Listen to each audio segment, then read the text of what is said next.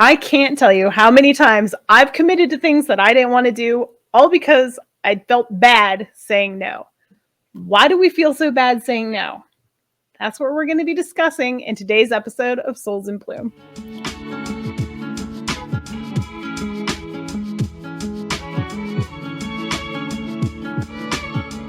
Hey everyone, I'm Laura. I'm Kristen. And this is Souls in Bloom, where Kristen and I have open, candid conversations in hopes of inspiring your personal growth and ours too. And today we're discussing the art of saying no, because it is an art. And it's hard to do, isn't it, Kristen? It is. And I think I want to start off the show with a story, or more like an experience that I've had with a friend of mine who never could say no. And a lot of it had to do with that she didn't want to hurt people's feelings. So I know we're going to get into that and talk a lot about, we don't want to hurt people's feelings, but usually in the end, you end up hurting yourself, because either you're not going to be happy doing whatever you said yes to, or you have to end up canceling, and then you feel bad, and then the person feels bad too. And my friend used to do that all the time. She used to just say yes because she didn't really know how to say no. Like, she didn't know how to come up with an excuse or what to say instead. So she would just say yes. And then when the event or whatever it was got closer, she would just either not show up. She's even blocked people before. Oh my gosh. Like guys, for example, like if she was dating, and she wasn't really into the guy, but he, asked her out on a second date, she would just say yes because she didn't want to hurt his feelings. But I think that it could be worse. Yeah, that's so much right? worse. Like you don't want to hurt their feelings, which is totally understandable. But if you cancel last minute or don't show up, I think that hurts the person more than if you just said no to start. Absolutely. Actually, that's really insightful, because I've heard stories where people like ghost other people on dates. And I never like thought about the fact, like, you always think, oh, they're just being rude, which is so funny because you end up doing that stuff and then you come off being just a rude jerk, when in actuality you were trying to like be the nice guy, But yeah. I used to tell her all the time, like just tell them no, like just say, like, it's not, like, whatever the situation, just sorry, I can't do it, or that's not going to work for me, or whatever, because it's a lot easier to end it, whatever the situation is, right there than to drag it on, and you may get into a situation where that time comes and you still feel bad and you're like, oh, let's just reschedule. And then you're stuck again, Yeah, definitely. Are you still friends with this girl? No. Okay. I'm curious to know if like she still has those same issues or not. Probably. I hate to call them issues, but you know what I'm saying. Probably. Yeah. That hurts me. I feel bad for the guy, like, getting stood up.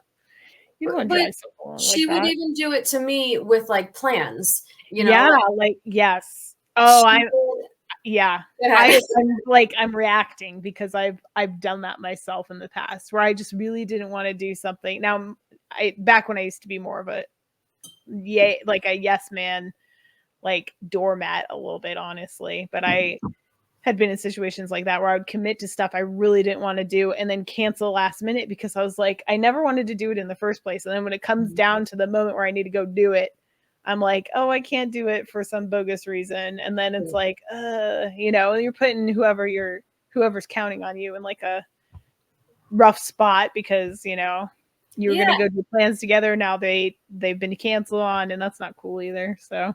And, that friend or person could have been really looking forward to it. And then the cancel last minute, you really let them down. Yeah. And she used to do that to me all the time. Like, we used to make plans, and then it got to the point where she would cancel last minute so many times that it got to a point where we would make plans and I'd be like, are you sure? Like, are you sure you really want to do this? I said, you can tell me no. You can say no right now, and it will and it will be okay. Yeah. So Well, it's like, nice of you as a friend to, like, yeah, acknowledge that and give her an out before it becomes an issue. right. Or the other end of it could be worse, and the person could just not even ask ever again to hang out or to it's for help or whatever, because they Mhm. know that you're just going to cancel last minute or make up an excuse or whatever, so they just completely think that you're unreliable anymore, That's and true. they don't even bother. Yep, or just assume that you're not gonna they assume it's going to be you're gonna be a no-show, so they don't even invite you anymore. Then you're not really thought of anymore, and yeah, it's not good. It's not good. And I've also learned that you don't really have to have like an actual excuse. Like if that's something that worries you, on why you don't want to say no, because like what would you say? Like what would the reason be? You don't have to have a reason. Like you Yeah, just say, I'm really sorry, that's not going to work for me, or I'm really sorry I can't do it that day. I'm really sorry I can't do this or whatever. Like I actually actually learned that working at the doctor's office, where I if I had to call out or whatever, I'd always have to think of a reason, like, and I would have to be like a good enough reason, right? mhm, And I would call my boss, and she'd be like, Kristen, you can just say you're calling out. We don't need a reason. And I'm yeah. like, really? She's like, it's the reason's not going to matter. You're calling out. You're calling out. So Right, so yeah. then I just started over time. Just started saying, sorry, you're not going to make it in today, or sorry, I'm going to be a little bit late, or whatever. So you don't. If the excuse is what worries you to come up with, you don't have to have one. You just say, sorry, no. Yeah, that's true. You I mean, might ultimately, you don't owe anyone a reason, really. it You might make don't. it easier for you guys to say no now. Yeah, there you go. Now there are gonna be people that probably try to pry a reason out of you, but you don't owe anyone an explanation for anything, Right. really, for your own personal decisions. Right. That's your decision. If you don't wanna go for any reason, you know, that's okay. Yep. You're it's funny because you had mentioned, like, if basically failing or messing things up by committing to things and not being able to follow through, and it makes me think of my sister-in-law who I was talking to recently, who is super involved with her church, and, like, she has basically commitments, like, every weekend because it's either something with her family because she's married and has 3 kids, or it's Mhm. something with the church, and the church is, like, really, really active, which is great, but when she says yes to everything they ask her to do, she's telling me she feels a little burnout and she feels bad about it. So it's like you're Mhm. burnt out, 2, you have guilt for, like, not doing the things, and Mhm. then the other thing was she had missed, her day to, like, clean the daycare or something like that. I guess they take turns and just, like, rotate who cleans this I can't remember if it was actually the daycare or not, but irrelevant. Yeah. Some room, it was her turn, and she had so many scheduled obligations she had agreed to that one slipped through the cracks, and she didn't show up to clean it, and she Oh, felt so terrible, and of course, they're mhm. very understanding of the whole Right, situation, but it right. didn't alleviate her guilt. She felt really, really bad about it. So she's working now on trying to this whole thing, trying to say, be able to say no to all these Mhm. obligations Yeah. without feeling the guilt of saying no, which is that's a tough balancing act right there, but it's Yeah, necessary because otherwise you're just gonna burn out. right, and people will start to learn that you say yes to everything, and they might abuse that. Yeah, They might keep asking her, "Hey, you said yes to this last time. How about you do this? And how about this? And how about this?" And then, yep, if you say yes to all those things, like you said, it's gonna burn you out. yep, Well, exactly, and then depending on, like, the personality type you're dealing with, you may have people that stop asking and start telling. "Hey, you need to do this weekend, okay? Because like, you've done it a million times before, so clearly you're okay with it, so, like, hey, it's your turn to do this weekend." You're just like, yep. you didn't ask me that time. But that's when you say yes so many times to things to the same people, you're showing them that your boundaries are flexible and that, Yes. if you say, no, or I don't know, or I don't know if I can. And they put, oh, come on. And you say, all right, fine. Then that's how they think that it's going to be ongoing. Yep. So you're training people how to treat you, and you're training them that your boundaries are flexible. So keep that in mind when you're doing your yeses. When you're doing your yes, and absolutely, that was something I wrote down, is to talk about boundaries and how, you know, you may think you're hurting the person's feelings, but like I mentioned earlier, I think it would hurt them more by either canceling or not showing up, or, you know, the last minute thing. So just to nip it in the butt right then and there. Yep. Set that boundary. And just, you know, it might take a couple times, or might take time in general. Yeah. But, you know, I'm learning how to say no to viewers that email me asking to buy their jewelry. Mm-hmm. And in the beginning, like when I was first starting YouTube, even up until I think maybe a year and a half ago, I was literally trying to buy everybody's jewelry that was emailing me, because they would say, oh, you know, I lost my job and here's some jewelry. Do you want to buy it? Like, I need the money. And they would come up with, I would be reading all these, I don't know if they were real or if they were guilt trips or if what, but I would be like, oh my God, okay, yes, you know, I'll buy your jewelry. And a lot of the time it was not quality jewelry. So I don't know if they were like trying to pull one over on me or if they were being honest, but it's also my fault for saying yes to everybody, not looking into things a little bit more, not asking for photos or whatever. Yeah. So over time, I'm learning, you know, I say, I'm sorry. Thank you for thinking of me, but I will have to pass. You know, in the beginning, I would say, oh, I really can't. I really don't have the funds. You know, I'm trying to come up with like all these excuses because I feel bad. And like we talked about, coming up with excuses, and you don't have to. And over time, I'm learning that I can just say, hey, because they'll try to butter me up in the beginning, like, oh, I love your videos and I watch you all the time. And I write back, I said, thank you so much for watching. I really appreciate it. Thank you for thinking of me, you know, to sell your jewelry to me, but unfortunately I'll have to pass. And that's it. Yeah. And I've never had anybody come back at me nasty. Either they don't answer or they'll say, no problem, thanks so much anyway. Yeah, that's good.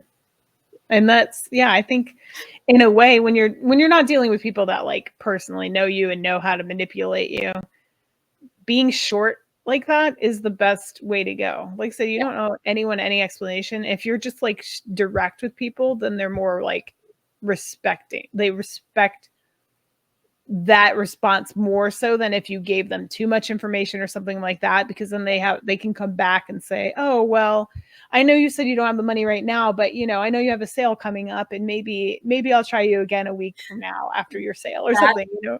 That's what a few of them said. Or really? they'd be like, oh, well, I'll check back with you in a month and see if you have some extra money then. And I'm like, damn it. Yeah. You know? But if you just say, sorry, I'm not interested, that shuts them down, or, you know. Yep. That's so funny. I can't believe people would do that, but I mean, I get it, I guess. I mean, this is not my style, but some of them I did say yes to, and it worked out great. It was really great jewelry. We had a great, like, you know, relationship with the whole process. Mm-hmm. But I financially can't afford to buy everyone's jewelry that emails me, you know? Right. So, yeah. So there was a time where I'm like, you know what, I can't do this anymore. Like, I'm done. Yeah. Like, yeah. My personal experience with not being able to say no is with my art stuff. I've had a lot of people commission things from me, and it's actually to the point now where I don't do commissions anymore because so many, I don't. And unless, okay, so that's a partial truth.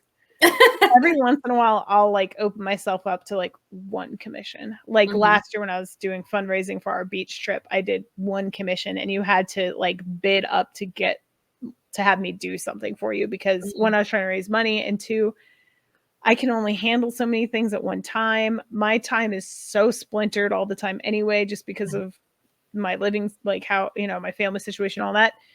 And so to use all my spare time to work on a piece of art takes a lot from me. Yeah. And so I have come to the point where I have to say no to people asking me to do art for them.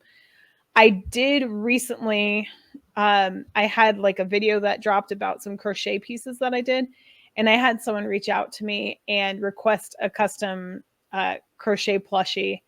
And I agreed to it. And I very much appreciate and love this customer. She's very sweet. And so I didn't want to say no. But it was so stressful for me to get this project done, because I wanted to do it quickly. And she was like, it wasn't her. She was not putting any time constraints on me at all. It's definitely me in my own head. And it's just a project looming over me until I get it done. And I don't like that feeling. I know I don't like that feeling, but I wanted to say yes because I didn't want to hurt her feelings, or like I wanted to do something nice for her. She asked me very nicely to do this, so I wanted to be nice about it back. And so but that's the last one I've done. I haven't done anymore, even though people have asked, because I'm like, I can't do it to myself. It's too much pressure for myself.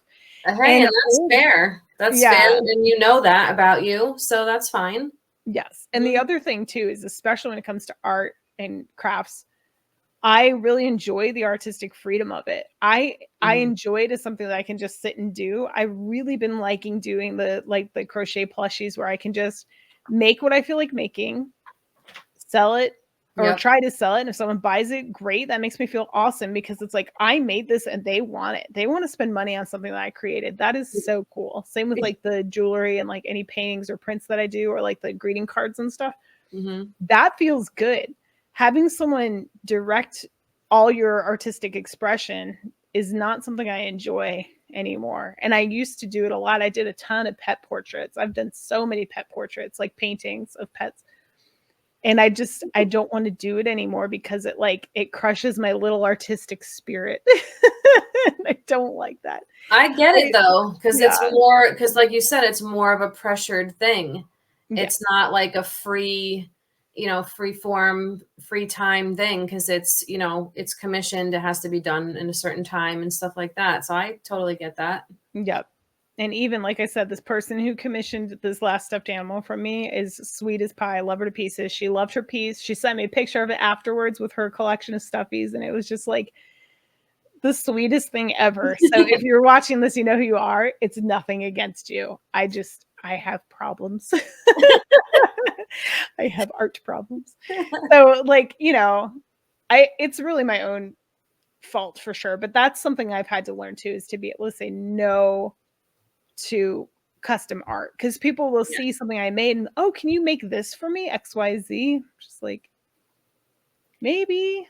And I don't say no. Sometimes if someone emails me, sometimes I'll say, I'm sorry, I'm not taking commissions right now. But in person is another story. It's definitely harder in person. Yeah, it really is. So what can we do? Well, what can we do? Help me. I want to be able to share my art without pressure. Like we mentioned earlier, I would just go with like a short and to the point, no, I'm really sorry. Just like, just end it right there. And if they're going to push you on it, then that's not really right on their end. They should just respect your decision and, take it.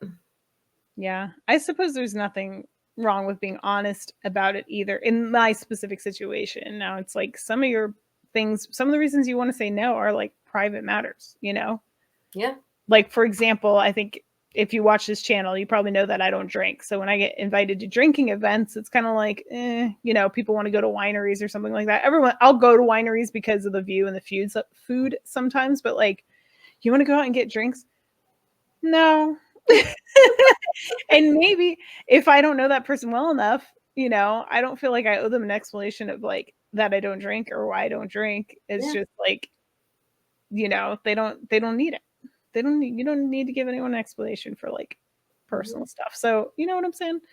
So, yep. I don't know, but yeah, I guess I think you're right. I think trying the short and sweet approach first is like the way to go. And then maybe trying to think like if you are saying yes to somebody, you're saying no to yourself. So it's something